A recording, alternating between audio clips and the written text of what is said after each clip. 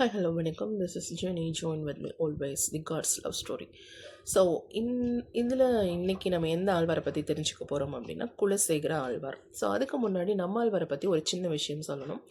Already நம்ம ஆழ்வாரை பற்றி நம்ம நிறைய விஷயங்கள் கேள்விப்பட்டுட்டோம். அடுத்து அவர் என்ன ஒரு பெரிய ஸ்பெஷல் அப்படின்னு கேட்டிங்க அவர்கிட்ட அப்படின்னா, நம்மாழ்வார் அதாவது தெற்கு பகுதியிலிருந்து வடக்கு பகுதி வரைக்கும் சென்றவர் அப்படின்னு சொல்லலாம். அதாவது வடப்பகுதி அப்படின்னு பார்த்தீங்க அப்படின்னா சவுத்துலேருந்து நார்த்தில் தான் அந்த அயோத்தியா அப்புறம் மதுரா அப்படிங்கிற பகுதி இருக்குது. ஸோ அங்கேயும் போய் அதாவது ஸ்ரீரங்கர் அதாவது பெருமாளை புகழ்ந்து பாடி பெருமை பெற்ற ஒரு புனிதர் அப்படின்னு கேட்டோம் அப்படின்னா யார் அப்படின்னா நம்மாழ்வார். ஸோ அயோத்தியா நகரத்திற்கும் போய் பெருமாளை பற்றி பாடியிருக்காரு, புகழ் பரப்பியிருக்காரு.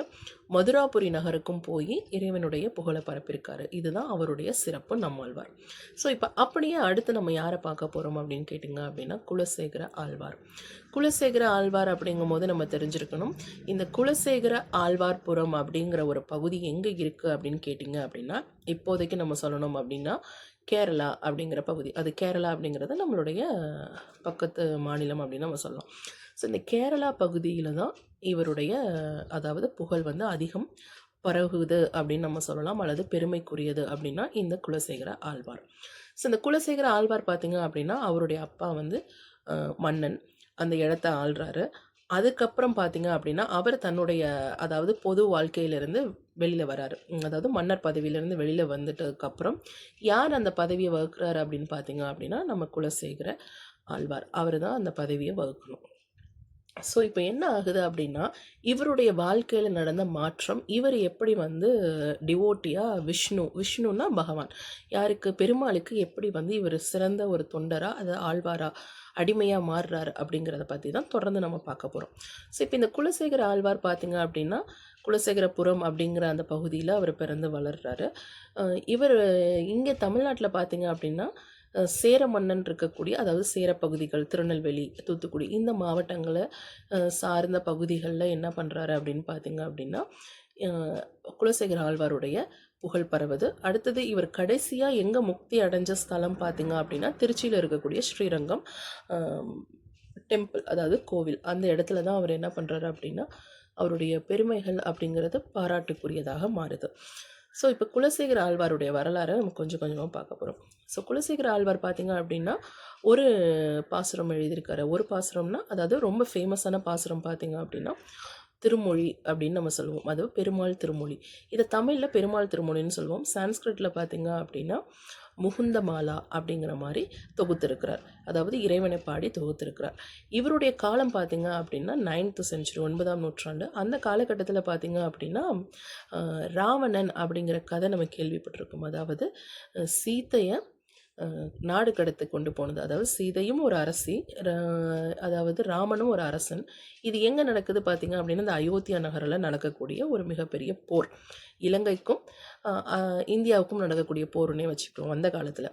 ஸோ இப்போ என்ன பண்ணுறாரு அப்படின்னா இலங்கையோட மன்னன் ராவணன் என்ன பண்ணுறாரு அப்படின்னா அயோத்தியா நகரினுடைய அரசி சீதையை நாடு கடத்தி கொண்டு போகிறாரு, இலங்கையில் வைத்திருக்கிறார்.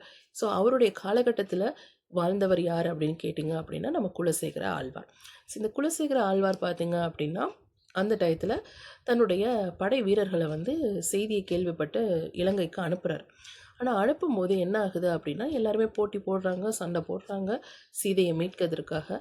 ஆனால் இன்னொரு அமைச்சர் பார்த்திங்க அப்படின்னா என்ன பண்ணுறாரு அப்படின்னா இந்த குலசேகர ஆழ்வாருக்கு எதிராக வைணவர்கள் அதாவது பெருமாளுடைய பக்தர்களை எல்லாத்தையுமே தாக்குறாங்க, தவறாக துன்புறுத்துகிறாங்க.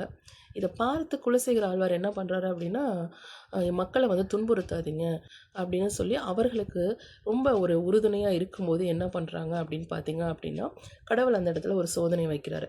ஸோ அப்போ அந்த பொறாமை கொண்ட அந்த மனிதர் அதாவது அந்த அமைச்சர் என்ன பண்ணுறாரு அப்படின்னா நீ உண்மையிலேயே பெருமாளுடைய பக்தனாக இருந்த அப்படின்னா நான் இங்கே ஒரு பெரிய பானை வச்சுருக்கேன், அந்த பானை ஃபுல்லாக நிறைய பாம்புகளை உள்ளார விட்டுருக்கேன், அந்த பாம்புக்குள்ளார உன்னுடைய கையை விட்டு நிரூபித்து காமி, அதாவது உன் கைகளை உள்ளார விட்டு நிரூபித்து காமி, அந்த பாம்பு எதுவுமே உன்னை கடிக்காமல் நீ வெளியில் உன்னுடைய கை எடுக்கப்பட்டுருச்சு அப்படின்னா நீ பெருமாளுடைய பக்தன் அப்படிங்கிறத நான் புரிந்து கொள்கிறேன், பெருமாளுடைய அருள் உனக்கு இருக்குது அப்படிங்கிறத அவர் அமைச்சர் வந்து என்ன பண்ணுறாரு பார்த்தீங்க அப்படின்னா, நம்ம குலசேகர ஆழ்வாரை சோதிக்கிறார். அதற்கு குலசேகர ஆழ்வாரும் என்ன பண்ணுறாரு அப்படின்னு பார்த்தீங்க அப்படின்னா, உடன்பட்டு என்னுடைய மக்களுக்காக, என்னுடைய வைணவர்களுக்காக நான் இந்த அதாவது இந்த என்ன சொல்கிறது, அந்த சேலஞ்சுன்னு சொல்லுவோம் இல்லையா, அந்த இதை நான் வந்து ஏற்றுக்கொள்கிறேன் அப்படின்னு சொல்கிறார்.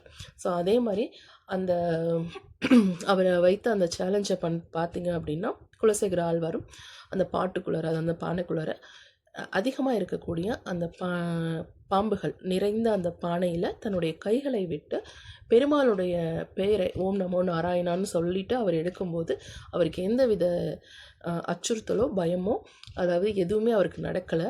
அதை பார்த்த உடனே என்ன பண்ணுறாரு அப்படின்னா, அந்த இவரிடத்துல மோதி அதாவது பகை கொண்டிருந்த அந்த அமைச்சர் வந்து மன்னிப்பு கேட்குறாரு சாஷ்டாங்கமாக, என்னை மன்னித்துருங்க அப்படின்னு.